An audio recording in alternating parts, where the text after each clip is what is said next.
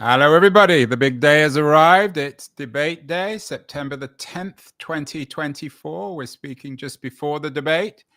And the media, of course, is full of debate news. According to the BBC, Trump and Harris are about to square off. The BBC describes Donald Trump as America's most flamboyant billionaire. We know billionaire as a word now has become almost a form of insult. It's acquired Orwell's meaningless meaningless meaning in his English as in the politics of the English language. It perhaps replaced fascism. All sorts of other news about billionaires in the BBC, for example. A billionaire is now taking off for the first ever private spacewalk. I'm not sure what it is about billionaires, but they seem to be getting into everything, even education. My guest today has a new book out, The Privateers, How Billionaires Created a Culture War and Sold School Vouchers. It's by my guest today, Josh Cowen, a professor at Michigan State, who is talking to us from East Lansing in Michigan. Josh, I'm sure like most of us, you're going to be watching the debate tonight. Do you think there'll be much about education? I'm not sure. It's a really good question. So, as I note in the book, school vouchers, the billionaire privatization effort in the United States, leads the Project 2025 education agenda. So, if Donald Trump talks about universal school choice, is what he calls it, he's actually referring to school vouchers in Project 2025. Not sure what the Kamala Harris folks will talk about, but if Trump mentions education, there's a good chance he will talk about vouchers. They'll just call it something benign like school choice. Do you think the B word will come up, Josh? Are they going to accuse one another of? Well, I mean, I guess Trump's rather proud of being a billionaire. There are some billionaires like Reid Hoffman who seem to be supporting Kamala Harris. Will there be much about the B word? It's interesting. I think in American politics, folks are, somewhat divided on. In reaction to the book today, I've seen a few people online. I don't tend to read the comments, but it seems divided between folks who say, you're right, there's lots of right-wing billionaires pushing school vouchers. What of it? And others who want to claim that it's all just grassroots parents pushing for privatization schemes. So I think, there are some circles where being a billionaire-backed organization or spokesperson is perfectly acceptable. I think you're right. I think Donald Trump would happily embrace the status of billionaire. I think it's an open question whether he is in fact. I've seen some folks talk about that at this point, but sure, billionaires are aplenty in American society. Many of them think that having a say in public policy should be their right as wealthy citizens. Enough billionaires for the moment. Let's talk schools, Yeah. Josh. We've done some shows on the current state, the condition of American schools, one with Leslie Fenwick, who is quite a powerful school administrator. She had a new book out. I'm sure you're familiar with it. The Jim Crow's Pink Slip, The Untold Story of Black Principal and Teacher Leadership. Also, Derek Black, who was on the show a few years ago, he has an important book, Schoolhouse Burning. It tends to, at least from a progressive point of view, suggest that American schools are in a state of great decay. Is that true? Before we get to this issue of vouchers, what would be you're a man who has spent his life studying schools. What's the current health of the American school system? American schools reflect American society. And so to the extent to which there's still rampant inequality on the issue of race, on the issue of income, on the issue of immigration status, in some cases geography, where you live, then American public schools reflect those social inequalities. And so we see wide variation in the quality of American schooling based on race, based on income, based on, in some cases, geography. So that's, in my view, the condition of American education. In some places, that it's very good, and in other places it is suffering and struggling along with many other social institutions, depending on one's racial, economic, in some cases geographic background. Josh, if the American school system, and you've articulated very well, is a mirror of the inequalities and injustices of American society, then what's the point of writing about the school system itself? Why not focus on the bigger issue of American economics and culture? Well, I'm somebody who grew up professionally in something called the evidence-based movement in public policy, and the idea there is, it is possible to work on and to craft policy solutions to some of those problems, to inequality, to whether it's in healthcare, whether it's in education, whether it's in food insecurity or housing insecurity. Policy cannot solve every problem, but there are ways that we can come together to address some of these problems. And so part of the point of studying education specifically is identifying solutions to some of these longer term social trends that transcend education or transcend healthcare or transcend say immigration or domestic origin, and sort of are still with us. That's not to say that those problems related to race or income or geography, or in some countries, class, are unsolvable, but they have been with us and part of human society, and we continue to have to struggle with them. What public policy is the idea of trying to kind of create solutions to those problems, and I think that in education, that's what we're trying to do. Education is particularly sensitive subject, it seems, both on the left and right. Yeah. It reflects, as you suggest, the inequalities and injustices of American society. It's the same as the medical system, except that the school system is, of course, not just a consequence, but a cause.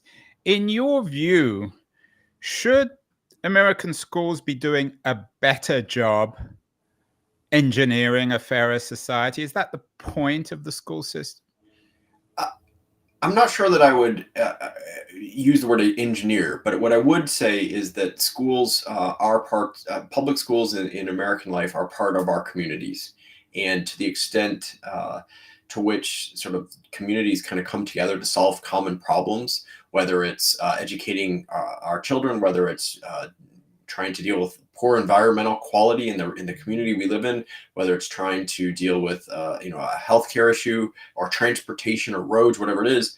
The school system is the common effort to do that. At least that's the way it's supposed to work. And correct me if I'm wrong. My sense, Josh, is, again, for better or worse, right-wing billionaires like Betsy DeVos and the Koch brothers are much more interested in education than more progressive billionaires like George Soros or Reid Hoffman. Is that fair? And if it is, why? Why are right-wing billionaires so obsessed with education? Well, I think that's right. I'm not sure there are as many left-wing billionaires. Certainly, there are some, and you've named some, but there are many, many, many right-wing billionaires out there. And for whatever reason, the right-wing billionaires have taken an acute interest in American public policy. Again, specifically in education is what we're talking about today. But you named Charles Koch, and Koch works on oil and gas issues, environmental quality, things like that. So there's a lot of different issue areas for these billionaires to go around and play in. But I think in education, what we're talking about here, and the interest of someone like, say, Betsy DeVos, education is about children, and children are about the future. So if you are an investment-oriented billionaire, then you are thinking either in financial terms or in political or social terms. Then education would make sense to become an active place to spend money in, and I think that that's part of it. For Betsy DeVos has a religious and a moral and a well-articulated position on public schooling that she has said publicly. She was the U.S. Secretary of Education in the She last was. Trump administration. She was She's more than just a theorist. She's a That's right, and she has but you have to understand sort of Betsy DeVos's role in this space and the DeVos family in general. You have to understand that there is a very religious component to this. Betsy DeVos has lamented publicly the presence of American public schools in American communities. She wants churches to replace those schools as centers of community. I'm not sure that the Koch organizations care all that much about sort of the churches and community centers, but they do have a strong antipathy toward labor unions, and that's what the Koch folks share in common with the more religious-oriented right-wing billionaires like Betsy DeVos is deep antipathy toward labor unions, and that's where it starts because American education is still a highly unionized sector of the workforce, and that's where a lot of the common threads pull some of these organizations together is really on the issue of labor. Would it be fair to say, Josh, that I'm sure people on both on the left and the right, they're all dissatisfied one way or the other with the American school system, although that seems to be a feature of most societies. Everyone always complains about schools, particularly parents. And that for progressives, and my guess is you're one, I'm probably one, is the fix is more federal investment or even state investment in those schools. Whereas for conservatives like DeVos, the fix is privatizing these schools through this, and I want to get to this there system, school vouchers. Is that a fair way of thinking about it? I think that's a high level way to think about it. Yeah, I think there are a number of folks who would stress market oriented solutions, as they would call them, across the board, whether they always include privatizing or they tend to focus more on, say, delivery, data, product quality, and things like that. So there are some mixes here, in the American political spectrum. But I view the school voucher and the education privatization push as not just market driven in principle, but in reality, very focused on simply disaggregating and at the end of the day, dismantling public delivery of these public goods and really moving the entire idea of education into a private concept. So it's somewhat economic, it's somewhat market oriented, it's also philosophical. It's should local communities, states, and even the federal government be even active in an education space, I think is the question for those right-wing billionaires. So speaking of these right-wing billionaires like DeVos, I'm not sure whether it makes it better or worse because she's a billionaire. She didn't make her money. She inherited it. Do you give them I mean, and I'm sure that they differ. They're not all the same. But do you give them the benefit of the doubt? There seems to be two narratives here. Perhaps I'm hearing them in parallel with you. On the one hand, there are people who really care about education and want to improve it. And they think the best way of doing that is by privatizing high schools, making them more efficient, more dynamic, more part of the market. And as a consequence, American kids will do better. And then there's the other narrative, which I'm also hearing from you, is it's part of a broader conspiracy to perhaps do away with the church-state division in America and create this dystopian world where everything is controlled by right-wing billionaires who want to indoctrinate American kids with Ayn Rand-style free market ideology. What's your position here?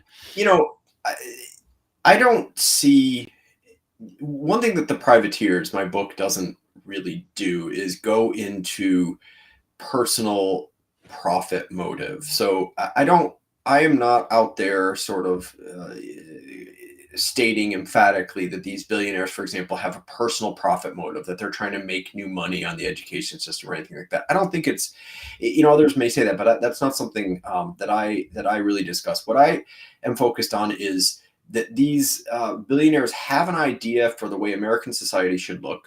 It's whether it's religious in the case of the DeVos family, or whether it's sort of economic, wealth oriented in the case of the Koch family.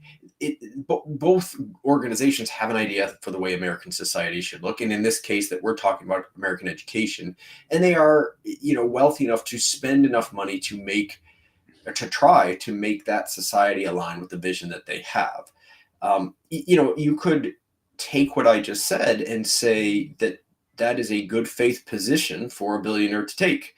If they have a position that they think society should look like, some people go, in American politics, go knock on doors and try to get people out for a vote. Some people volunteer at a Kiwanis club or a Rotary club. Some people work at soup kitchens. Well, if you're a billionaire, maybe the way to do it is you put parts of your vast fortune into remaking society that way. Yeah, it's better than doing a Larry Ellison and buying multiple trophy wives and yachts, or doing a Musk and spending your money on spaceships. From that perspective, it's certainly a more active public-facing role for one's dollars than buying an island or a bunch of planes or something. Although I think they have those too. It's one of the things that sort of got me interested in this book was that from just the standpoint of some of those first things we discussed, like, do these schemes these folks are pushing, do they actually help kids and families? And the answer is emphatically no, at least not in recent years. And so the question then becomes, well, why is this even happening? And I sort of set aside the idea of profit, but the idea of wanting to remake American society in a way that looks the way that it should. It's not necessarily consolidating power in the sense of a dystopian world as you're describing, but it is about remaking society in the way that these folks want to do, and they have the wealth and they have the ability to make it look like that. And this is the education version of that story. And I'm guessing that J.D. Vance also rather fancies the idea of privatizing American schools, and that so-called post-liberal thinkers and writers like Patrick Deneen also. Sure. The Trump campaign's platform has a lot to say in just a few sentences about education, and those few sentences do include universal school vouchers. So Vance's position, I'm sure, aligns just fine with the Trump position on school vouchers, but it also is packed into other things like decrying what they call woke ideology or gender ideology. The same folks pushing school vouchers are also very, very worried about where children use the bathroom in public schools, and if they're transgender. I mean, that's a legitimate point. I don't think most people, most parents of 10-year-old boys Perhaps. or girls want to have same-sex. But the important piece of this is that this does go along with this idea of a broader social vision. It's not about academic quality. It's not about teacher performance or curriculum or anything like that. It's really about kind of a very fundamental vision for sort of the way American society should look, and how vouchers fit into that. Yeah, you step back from the conspiracy stuff, although I'm guessing you probably have stronger views on that than you're articulating. One of the people who blurb your book, she's been on the show before, Ann Nelson. She's written extensively on the conspiratorial nature of American evangelicals. Do you share Nelson's fear of these evangelicals? There's big conspiracy to essentially take over American society. I share the belief that American evangelicals and many American Catholics, of whom I am one, want American society to reflect an increasingly far-right religious vision of American society. This is absolutely a plan, and I use the word conspiracy in the book, and I don't mean it in I mean it in as neutral a way as it can possibly sound. No, I wouldn't be shy to. It's an organization of folks who are very clear about what they want to do, and what they are planning to do. And to some extent, there's been this real sea change in the extent to which some of these organizations are willing to talk about this and aren't. I mean, Project 2025 reflects very much this evangelical, in some cases, far-right Catholic vision for American society, not just in education, but all 900 plus pages of that document written by the Heritage Foundation. They put it all in print. Nobody's arguing that that's not the vision. The question is whether Donald Trump shares that vision. Right, and to be fair to Donald Trump, most, at least according to the BBC, America's most flamboyant billionaire, he separated himself from Project. Sure, but if you look at I'll just take my own issue area. The issues are almost 100% aligned on education. So universal school vouchers, attacks on gender and race, dismantling the U.S. Department of Education, which is the key anti-discriminatory oversight body at the federal level in the U.S. So they share those things in common. So, Josh, let's get into the details. I'm a parent, and I remember people talking about things called school vouchers and school choice. And I mean, my kids were educated in Berkeley, California, so you can imagine probably not fertile territory for Betsy DeVos. But what exactly do these mean? Is school voucher a euphemism for this Project 2025 of turning American schools into these religious factories? No, it's quite the opposite, actually. Vouchers is a word today that the right tries to avoid at all costs. Vouchers don't poll very well. They will call them scholarships, education freedom accounts, opportunity scholarships, things like that. Vouchers refer to a general class of public policy that divert taxpayer dollars to private schools for sure, and religious schools in most cases. That's what a voucher is. And there are different ways that the tax code can be used and state budgets can be used to do this. But that's generally speaking a class of programs are diverting public dollars. But you're not a big fan of vouchers. You've written all sorts of pieces. You had a piece recently in CNN, I think, about how on time about how school voucher programs hurt students. So you're not a big fan of vouchers. Well, I started as a policy analyst 20 years ago, fairly open to the idea, at least in principle, because back then, small scale voucher systems moving some children into some higher quality private schools seem to sort of on balance have some small positive effects. But over time, as these things have become bigger and more recent, the voucher systems have caused some of the worst academic harm to kids we've ever seen in the research community. So it would be hypocritical for me to have started my career working on these voucher programs as I did, and claiming to follow data and follow evidence to still today ideologically remain supportive of these programs. The evidence is just too stacked against voucher systems. So what? So you wrote a recent piece in the Philadelphia Inquirer, the hidden costs of school vouchers. What are the hidden costs? The hidden costs. So in that piece, I call vouchers the education equivalent of predatory lending. And what I mean by which is quite an interesting and provocative argument. Well, what I mean by that is two things. One, disproportionately, most voucher users today were already in private school to begin with. So this is just programs that are offering new public dollars to pay for existing private funding and behavior. But for the small proportion, about 30% or so of voucher users who do transfer from public to private school, those tend to be lower income families. They tend to be families of color, and they tend to be transferring into schools that aren't particularly good. There's a reason those schools have openings to take them, those private schools. They often are financially distressed. They might even be on some sort of financial watch list or probation. And so they open their doors to all of these children who are leaving these public schools, again, tend to be lower income kids, students of color, kids who may not have been fully served by the public school. And they're offered this idea to go to a private school. I think there's this kind of branding involved that private schools are so much better. But what happens is, and this is where the predatory lending piece comes in, they're sold a story of hope and opportunity. And in fact, the test scores and the academic outcomes tend to really, really decline, and quite severely. So that's the first reason. The second reason is that it's really important to understand with all these voucher systems and all these private schools that when it comes to vouchers, it's not school choice at all. It's school's choice. What I mean by that is the private schools get to pick the kids they want to enroll.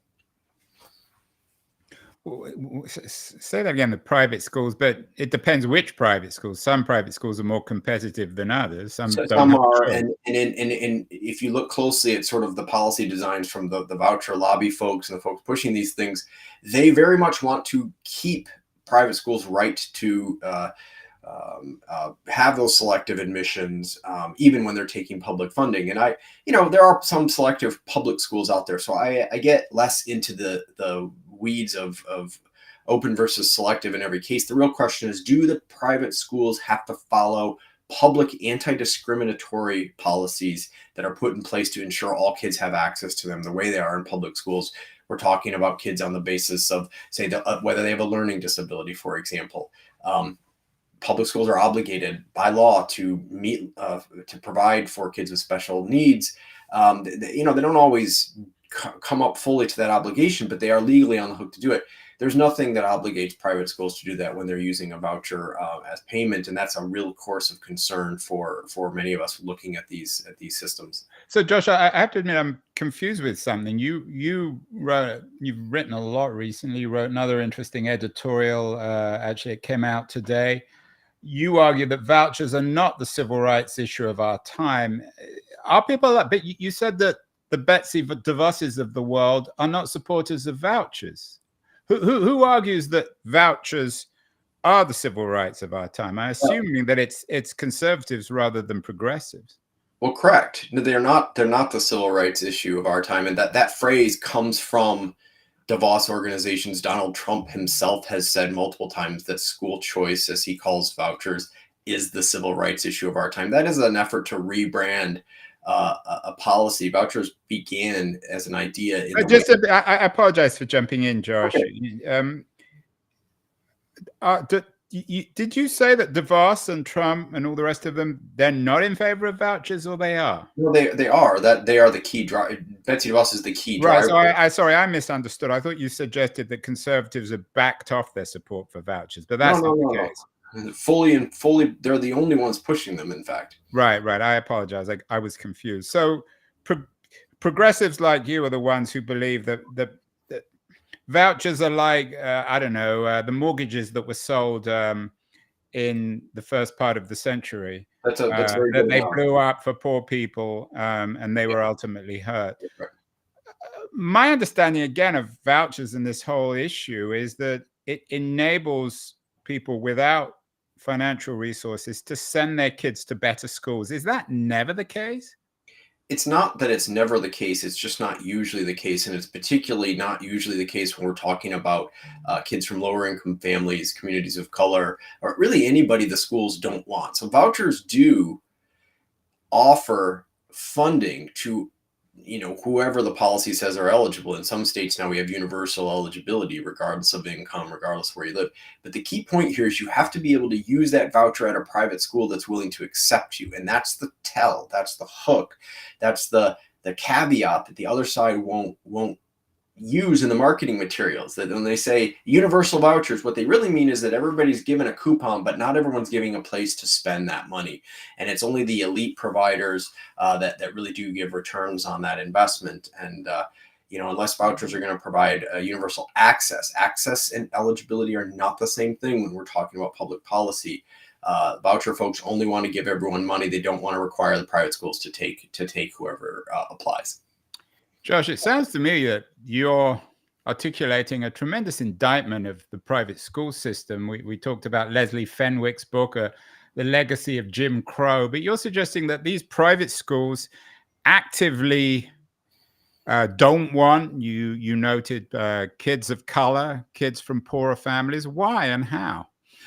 I'm not claiming all private schools reject kids of color or low-income kids. I'm simply claiming that using vouchers to provide, as a way to provide kids access to any high-quality private school runs up against a very important barrier. And that barrier is that the schools do the selecting on whatever mechanism the schools want. It could be, they're not legally allowed actually to discriminate formally on the basis of race, but they can deny a child access for whatever reason that's not stated. They can quietly expel or leave a kid out. And I don't know that it's particularly controversial.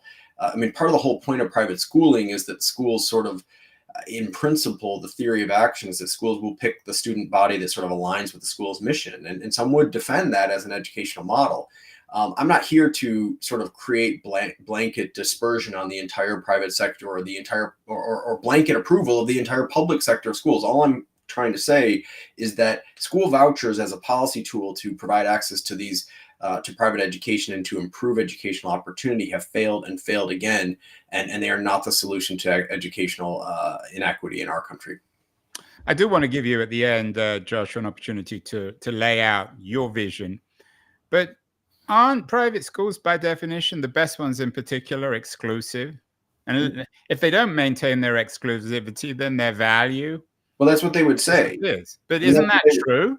I they mean, it's would. the same as universities that Harvard's or Stanford's acceptance rates are very low, which reflect and perhaps compound their exclusive nature. Isn't that the same with private schools? Well, that's what they would say, and that's why the voucher uh, policy mechanism is fundamentally incompatible with educational equity. I mean, if the point is simply to underwrite the tuition for an elite few, then vouchers, maybe it's the policy for you. But the point here is that if you're going to give everyone dollars and not level the playing field and provide access to those elite providers with those funds, then vouchers are not going to solve the problems of. But isn't Josh? Isn't educational equity? You use this term educational equity. Are you suggesting that that should be quality as well as acceptance?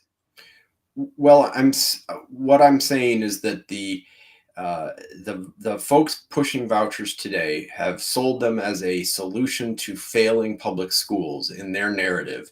And the theory of action behind that is to move individual children to the school of their choice. The problem is that it's not actually their choice, it's the school that chooses them. So for whoever gets into the school they want, then maybe the voucher works. But for whoever wants to use their voucher, we've seen evidence from New Orleans where I've done a lot of work on this question. Parents getting their fourth choice of school. It's not clear that any of this is actually providing opportunity as parents would define it for themselves. All it's doing is providing a few kids who meet the criteria for those private schools, access to those private schools. They leave out anyone else who's not able to find room. And it's one of the problems, Josh, and again, you know this a lot more about much more about this than I do, but as a parent, we've all been through it. The places like Palo Alto, which is particularly famous in this respect, the quality of their private schools are enormously high. They're probably better funded than most private schools. And of course, the people who send their kids to public schools in Palo Alto are people who can afford real estate or rentals in Palo Alto, very much associated with Silicon Valley and Stanford University. Is that one of the core problems? The same was true in Berkeley, and the difference between Berkeley public schools and Oakland public schools. Well, you get what you pay for, and one of the solutions to long-term inequity on the basis of race or income or geography in education is to just sort of fund all schools better. And we know that that works from an evidence standpoint for kids and families. Certainly, I said at the beginning of this conversation that public schools reflect all of society, whether it's inequality, whether it's success, whether it's values, whatever it is, public schools reflect that. So, absolutely, the Palo Alto school system, I don't know much about it myself, but to the extent that it's well funded, it's going to be a school system that works for most of its, not all necessarily, but most of its students. That is a policy problem that needs to be addressed in my view. But the point of the book and the point of sort of a lot of my public commentary on this is that vouchers are not the way to solve that problem. Okay, so what is we know what you don't want. You're against vouchers. What would you do if you had the opportunity to shape public policy? If Kamala Harris is elected and she calls you up and says, "I want you to be my education secretary," what would you do? Well, in the U.S., the federal government's not as involved on this.